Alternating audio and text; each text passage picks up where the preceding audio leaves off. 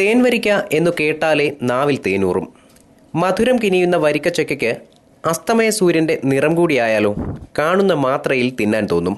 കേരള കാർഷിക സർവകലാശാലയുടെ സദാനന്തപുരത്തുള്ള ഗവേഷണ കേന്ദ്രത്തിലാണ് നിറവും രുചിയുമുള്ള വരിക്കച്ചക്ക വിളയുന്ന പ്ലാവുകളുള്ളത്.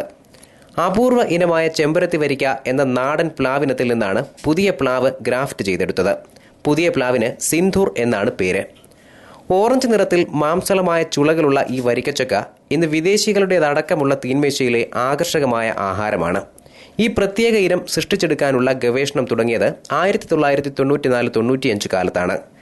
കൊല്ലം ജില്ലയിൽ ഒട്ടാകെ നടത്തിയ സർവേയിൽ നിന്നാണ് നല്ല ഇനം ചെമ്പരത്തി വരിക്ക കണ്ടെത്തിയത്. ഇതിൽ നിന്നുള്ള മുകുളങ്ങൾ ശേഖരിച്ച് ഗവേഷണ കേന്ദ്രത്തിലെ മാതൃസസ്യത്തിൽ ഗ്രാഫ്റ്റ് ചെയ്തായിരുന്നു പരീക്ഷണം. നാടൻ തേൻവരിക്ക തോൽക്കുന്ന നിറവും രുചിയുമുള്ള ചക്കകൾ വിളയുന്ന പ്ലാവുകൾ ഇവിടെ വളരാൻ തുടങ്ങി.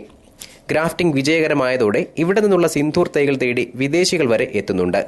പ്രതിവർഷം 7500 തൈകൾ വരെ ഇവിടെ നിന്ന് വിറ്റുപോകുന്നു. 4 വർഷത്തിനുള്ളിൽ കായ്ക്കുകയും വർഷത്തിൽ 3 പ്രാവശ്യം ചക്കകൾ ലഭിക്കുകയും ചെയ്യും. അധികം ഉയരത്തിൽ പോകാതെ പടർന്നു വളരുന്നതിനാൽ വീട്ടുമുറ്റത്തും വളർത്താമെന്ന് ഗവേഷക വിഭാഗം മേധാവി ബിനി സാം പറയുന്നു. കേരള കാർഷിക സർവകലാശാലയുടെ ഏക പുരയിടത്തോട്ട ഗവേഷണ സ്ഥാപനമാണ് സദാനന്തപുരത്ത് സ്ഥിതി ചെയ്യുന്ന ഈ കൃഷി സമ്പ്രദായ ഗവേഷണ കേന്ദ്രം. 1986 ഈ സ്ഥാപനം നിലവിൽ വന്നത്. 1994-95 കാലഘട്ടത്തിൽ തീൻമേശയ്ക്ക് അലങ്കൃതമായ അനുയോജ്യമായ നല്ല ഇനം മണവും നിറവുമുള്ള ഒരു ചക്കപ്പഴം തിരഞ്ഞെടുക്കാനുള്ള പരീക്ഷണം തുടങ്ങി. കൊല്ലം ജില്ലയിൽ ആകമാനം നടത്തിയ സർവേയിൽ നിന്നും ചിറ്റുമല ബ്ലോക്കിലെ പേരയം പഞ്ചായത്തിലുള്ള ശ്രീ രാജു ഇപ്പോൾ ഇവിടെ ടെക്നിക്കൽ സൂപ്പർവൈസറായിട്ടാണ് പുള്ളി ജോലി ചെയ്യുകയാണ്.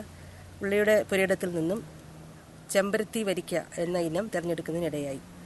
അപ്പോൾ നമ്മുടെ സ്ഥാപനത്തിലുള്ള റൂട്ട് സ്റ്റോക്ക് എന്ന് പറഞ്ഞാൽ നമ്മൾ ചക്കക്കുരു കവറിലിട്ട് കിളിപ്പിക്കും, അതിന് റൂട്ട് സ്റ്റോക്ക് എന്ന്. ഈ റൂട്ട് സ്റ്റോക്ക് ഈ പേരയം പഞ്ചായത്തിലെ നേരത്തെ പറഞ്ഞ ശ്രീ രാജുവിൻ്റെ പുരയിടത്ത് കൊണ്ടുപോയി അവിടെയുള്ള വരിക്കപ്ലാവിൽ നമ്മൾ ഒട്ടിച്ച് അപ്രോച്ച് ഗ്രാഫ്റ്റ് ചെയ്ത് നമ്മൾ ഗ്രാഫ്റ്റ് ഉണ്ടാക്കി. 3 മാസത്തിന് ശേഷമാണ് നമ്മൾ ഗ്രാഫ്റ്റ് സക്സസ് ആണോ അല്ലയോ എന്ന് തീരുമാനിക്കുന്നത്.